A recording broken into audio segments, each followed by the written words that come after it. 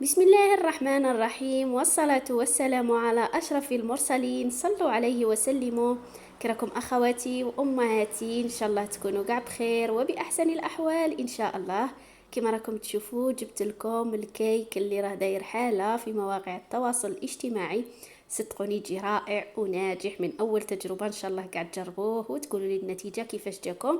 وبلا ما نطول عليكم نروحوا للمكونات والطريقة تاع التحضير.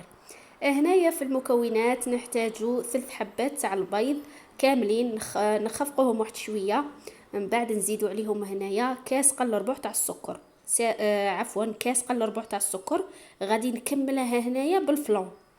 كاس قل ربع تاع السكر غادي نعمروه هنايا، الباقي غادي نعمروه فلون. يعني كاس قل ربع تاع السكر غادي نكمله هنايا بالفلون. انا عندي الفلون هذا تاع الفانيلا. اي فلون عندكم ممكن تستعملوه، الفلون تاع الفراز ولا تاع الفاني ولا اللي متوفر عندكم واللي لقيتوه في المحلات. هنا غادي نكمل الخفق تاعهم. غادي نزيد واحده فانيلا.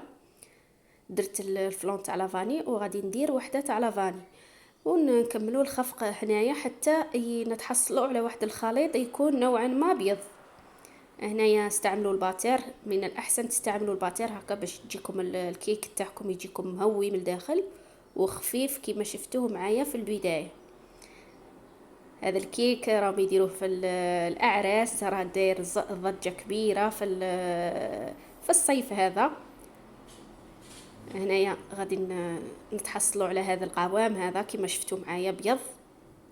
نحبسوا الخفق ونكملوا باقي المكونات. هنايا عندي كاس قل ربع تاع الزيت. الكاس هنايا الزيت نقعدون نزيدوا فيه تدريجيا. هنا نبدو نزيدوا في الزيت كما راكم تلاحظوا غير بشويه، ما نديروهش دفعه واحده. ودائما نخلطوا نزيدوا غير بشويه ونطلعوا بالباتير حتى نتحصلوا على هذا القوام هذا كما راكم تشوفوا فيه. هنا راني مسرعه الفيديو، نتوما غير بشويه وانتوما طلعتوا الخليط تاعكم. هنا حتى يولي معكم على هذا الشكل هذا شغل ابيض وثقيل. هنايا غادي نجيب كاس قل ربع تاع الحليب ما يكونش من الثلاجه، يكون دافي هكا باش ما يخسر لكمش الكيك تاعكم. هنا الحليب لازم يكون بدرجه درجه حراره المطبخ، ما يكونش بارد. هنا بعد ما ضفنا الحليب غادي نضيفوا الفرينه تاعنا. هنا غادي نضيف 2 كيسان تاع الفرينه ونشوفوا الا كانت قدنا ولا لا. 2 كيسان تاع الفرينه. هنا نفس الكاس اللي كيلنا به المكونات غادي نكيلو به الفرينه. هنا زدت ساشي تاع الخميره تاع الحلويات وزن 16 غرام.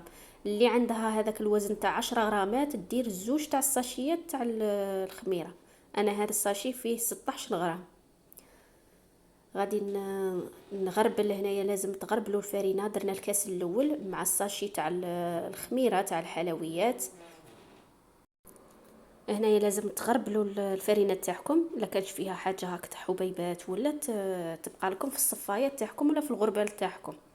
كما شفتوا انا هذا الفرينه كنت ندخل المغرف مشمخه في وسطها، على هذاك راكم تشوفوا في هذوك الحبيبات.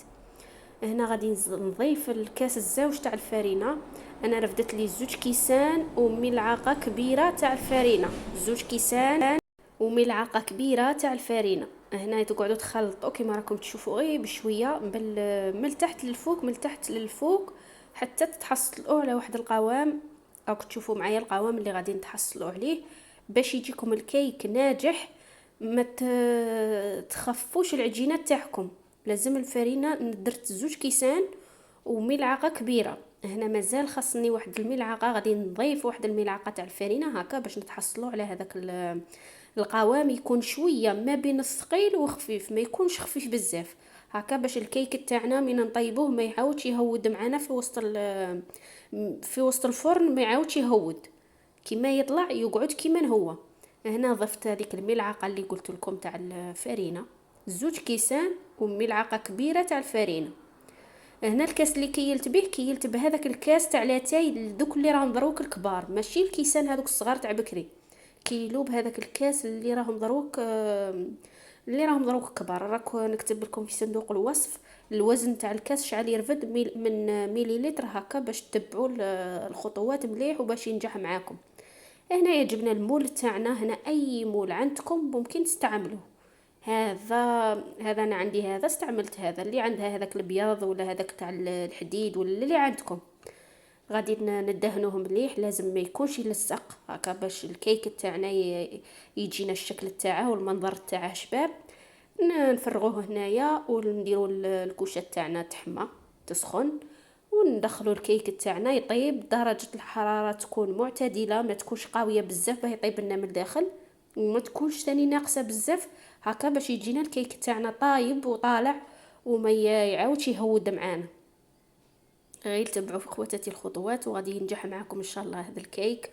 وصدقوني يجي بنين ورائع، سيرتو في هذيك البنه تاع الفلون، تاع الفلون مع تاع الفانيلا غادي يجيكم روعه. هنايا ممكن ديروا اي فلون عندكم، ممكن ديروا الفلون تاع لافاني تاع الفراز اللي عندكم. شوفوا هنايا معايا الكيك تاعنا بعد ما طاب جاب على هذا الشكل هذا، وقلت لكم ما يهود ما والو. انا عندي هذا المول ماشي كبير وماشي صغير، نورمال شويه زعما. شوفوا معايا كيفاش جا الكيك، صدقوني يجي رائع، ان شاء الله قاعد تجربوه. والاخوات اللي بغاو يخدموا على رواحهم ثاني يشروا زوج تاع ليمون ولا ثلاثه ويخدموا على رواحهم. هذا الثمن تاع اللي بغيتي تبيعيها من 40,000 حتى 50,000 على حساب على حساب التزيين. اذا كان درتي وردات ولا درتي شريتي مكونات شويه غاليين تاع التزيين، ولا لوز ايفيلي ولا كوكاو ايفيلي ولا انتي، وحتى ل60,000، من 40,000 حتى ل60,000 على حساب الحجم تاع الحبه وعلى حساب ثاني المكونات تاع التزيين. هنايا انا دهنتها بشويه تاع الكونفيتير كيما شفتوا باش يلصق معانا هذاك الكاوكاو ايفيلي. وغادي نضيف هذاك الكاوكاو ايفيلي ولا زلوز ايفيلي اللي عندكم، وغادي نزيد واحد الخطوط تاع الشوكولا هكا بالفوق. وكان هذا هو التزيين تاعها ساهل. هنا التزيين كيما تبغوا نتوما، وعلى حسب ما تبغوا نتوما زينوا الكيك تاعكم. وهنا يا اخواتاتي كان هذا هو الكيك تاعنا، جا على هذا الشكل هذا، وصدقوني جا رائع. ان شاء الله قاعد تجربوه وتقولوا لي كيفاش جاكم.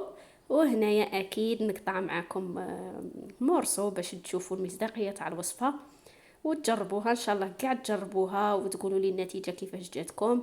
واخواتاتي ما تنسوش الاعجاب بالفيديو. الاخوات اللي دخلوا جدد مرحبا بكم غالياتي، اشتركوا في القناه وفعلوا زر الجرس هكا باش يوصلكم كل جديد.